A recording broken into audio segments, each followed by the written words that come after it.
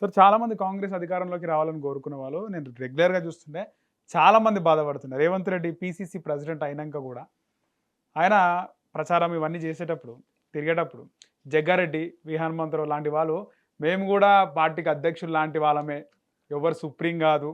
మేము గూడా ముఖ్యమంత్రి రేస్‌లో ఉన్నాం అని మాట్లాడుతున్నప్పుడు నిజంగా మీకంత సత్తా ఉందా?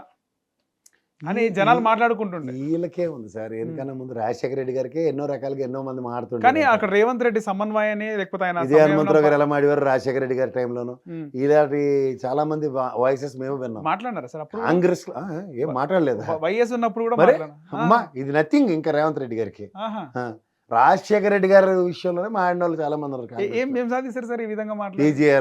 టీజీఆర్ గారు ఆ రోజు ఫ్లోర్ ఆఫ్ ద హౌస్ లో మాడింది మర్చిపోయారా? నేను అప్పుడు చాలా చిన్న నేను ముఖ్యమంత్రి సిఎల్పి లీడర్ గా నేనున్నాను, ముఖ్యమంత్రి రేస్ లో నేనే ఉన్నాను అన్నాడు. ఓకే. ఎప్పుడు ఇది 2004 ముందు? రాజశేఖర రెడ్డి గారు గెలిచినప్పుడు 2004లో ఓకే. ఇంకా ముఖ్యమంత్రి డిసైడ్ చేయదు కదా కేంద్ర ప్రభుత్వం. అవును. అప్పుడు మాట్లాడిన మాటలు. ఉమ్. కాంగ్రెస్ పార్టీలో ఎవరికైనా స్వేచ్ఛ ఉంటుంది సార్. 2004లో పీజీఆర్ ఓడిపోయినట్టుంది కదా సార్? పీజీఆర్ గెలిచాడు. లేదు సార్, ఓడిపోయాడు. విజయరామారావు గెలిచారు. విజయరామారావు లేదు 2004లో గెలిచాడు. 2004 కదా రాజశేఖర రెడ్డి గారు తొలి ముఖ్యమంత్రి అయినారు. అప్పుడు గెలిచారు. 2004కు ముందు ఎలక్షన్ విజయరామారావు గారి చేతిలో ఓడిపోయారు. అదే అసలు తెలుగుదేశానికి అక్కడి నుంచి ఏలినాటి శని పెట్టింది. ఓకే. ఎందుకంటే వెలమ సామాజిక వర్గం నుంచి విజయరామారావు గారు ఐఏఎస్ గా గెలిచారు. అదే, అదే, అదే. కేసీఆర్ గారి కాలం నుంచి ఇదొక అశ్రద్ధ మొదలైంది. చరిత్ర, ఇదొక అశ్రద్ధ చరిత్ర. ఏమైందంటే కోతిపూడి బ్రహ్మరాక్షసి ఆ పార్టీ ఏ స్థాయికి వెళ్ళిందో చూసుకోండి ఒకసారి. సార్ నాకు కూడా తెలిసి 99లో పీజీఆర్ గెలిచినారు. అప్పుడు వైఎస్ గారు ఎంపీగా ఉన్నారు, పీజీఆర్ గారు సిఎల్పి లీడరు.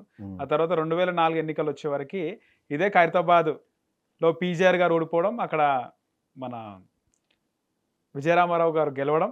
99 అది 2005 నుంచి 2014 రాష్ట్ర విడపోయేదాకా 10 సంవత్సరాలు కాంగ్రెస్ గవర్నమెంట్ ఉంది కదా సార్. ఓకే. 99లో 2004లో కాంగ్రెస్ గెలిచింది. సో 99లో విజయరామారావు గెలవడం జరిగింది, పీజీఆర్ ఓడిపోవడం జరిగింది, వైఎస్ గారు సిఎల్పి నాయకుడు. సో అప్పుడే విజయరామారావు గెలిచినప్పుడు ఆయనకు మంత్రి పదవి ఇచ్చి కేసీఆర్ గారికి ఉప స్పీకర్, డిప్యూటీ స్పీకర్ ఇచ్చారు. సో ఆయన బయటకు వచ్చి పార్టీ పెట్టిండు. ఇటు వైఎస్ గారు సిఎల్పి లీడర్ అయినారు. సో రెండు ఒకటే ఇయర్లో రెండు జరిగిన పరిణామాలు. అది 2001లోనే కేసీఆర్ గారు ముందే వచ్చి. అదే సార్ 99లో అంటున్నాను. 99లో కేసీఆర్ 2001 కేసీఆర్ గారు బయటకు వచ్చినారు, పార్టీ పెట్టారు. సో ఇక్కడ విజయరామారావు గారు గెలవడం, పీజీఆర్ గారు ఓడిపోవడం, పీజీఆర్ గారు కూడా శని పట్టుకుంది అనుకోవచ్చు. వైఎస్ గారికి ఆయన అప్పుడు 2004 గెలిచారు కదా సార్. ఆయన 99 గారు ఆకస్మిక మరణం. ఆయన సార్ ఆయన కార్మిక నాయకుడు, జననాయకుడు. పీజీఆర్ గారు నేను అంటుంది అంటే కాంగ్రెస్ పార్టీలో వాయిస్ మాడ్యులేషన్స్ గురించి చెప్తున్నా. మీరు ఇవాళ రేవంత్ రెడ్డి గారికి ఎవరు జగ్గారెడ్డి మాడారు, హనుమంతరావు గారు మాడారు అంటే అప్పుడు రాజశేఖర రెడ్డి గారికి కూడా ఇలాంటి వాయిసెస్ ఉన్నాయి. అంతేకాని పీజీఆర్ గారి స్థాయి తగ్గించేంత స్థాయి నాది కాదు. ఆయన ఆల్రెడీ జననాయకుడు. కానీ అప్పటికి వైఎస్ గారు 2004 బిఫోరే ఆయన బాగా పాదయాత్ర చేయడం, సిఎల్పి నాయకుడిగా. అదే చెప్తున్నాను. అదే ఆయన కలిసి ఆయన పాదయాత్ర పరిణామాలు కాంగ్రెస్ పార్టీ కుబుసాలు కదిలించింది. పీజీఆర్ ఓవర్ యాక్షన్ చేసి గులాం నబీ ఆజాద్, ఈ మన దిగ్విజయ్ సింగ్, జయరాం రమేశ్వర వాళ్ళందరికీ ఇలా చెక్ పెట్టాడు ఆయన. సార్ 2004 మీ పక్కెళ్ళి ఆడుకోండి, మీ సంగతులు అయిపోయి ఇక్కడతో ఎక్స్పైరీ ప్రోడక్ట్లు మీవన్నీ అని. 2004లో సరే వైఎస్ గారు ముఖ్యమంత్రి అయినారు. ఎందుకు పీజీఆర్ గారికి మంత్రి పదవి ఎందుకు ఇవ్వలేదు? ఆయన కూడా ఎమ్మెల్యేగా గెలిచినారు కదా, ఎందుకు ఇవ్వలేదు? పాత కథలండి. ఇప్పుడు ఎవరో నీ ఇష్టం ఉన్నట్టు మాడితే ఆ టైంలో పిలిచి పెద్ద పాటలు వేసేంత స్థాయి అంత నేను పార్టీల్లో ఉండవు. పీజీఆర్ గారు అప్పుడు ఎలక్షన్ అయిన వెంటనే ఇచ్చిన స్టేట్మెంట్స్కి రాజశేఖర రెడ్డి గారు ఆ పార్టీ మర్యాద ఇవ్వడం చాలా ఎక్కువ. సో దూరం పెట్టేసినారు ఇంకా. సో అట్లా ఒక ఇద్దరు నాయకులకు కలిసి వస్తే ఒక నాయకుడు ముఖ్యమంత్రి కాకుండా పోయినాడు, అంతే కదా సార్? ఆయన శశిధర్ రెడ్డి గారు ఇద్దరు హైదరాబాద్ బ్రదర్స్ అనేవారు. వాళ్ళిద్దరు నాయకుల తర్వాత వాళ్ళిద్దరు పొలిటికల్ ఎరాలో షేడ్ ఎలా అయిపోయారో చూడండి. కానీ కాంగ్రెస్ పార్టీలో చెన్నారెడ్డి గారికి ఉన్న దీంతో ఆయన కేంద్రంలో డిజాస్టర్ మేనేజ్మెంట్ క్యాబినెట్ హోదా ఇచ్చి ఆయన కాపాడుకుంది. కానీ పీజీఆర్ గారు ఆకస్మిక మరణం. అదర్వైజ్ ఆయనకి ఎలా సముచిత న్యాయం ఉందో తెలియదు. రైట్. కానీ ఒకటి గమనిస్తాను సార్, రాజకీయాల్లో కానీ ఏదైనా కూడా ఒక టైం పీరియడ్ అనేది కొద్ది వరకే ఉంటుంది టైం, అంతేనా? అంతే అంటారా? అలా ఏం లేదండి. మనం చేసిన దాన్ని బట్టి జీవితం అంతా ఉంటుంది.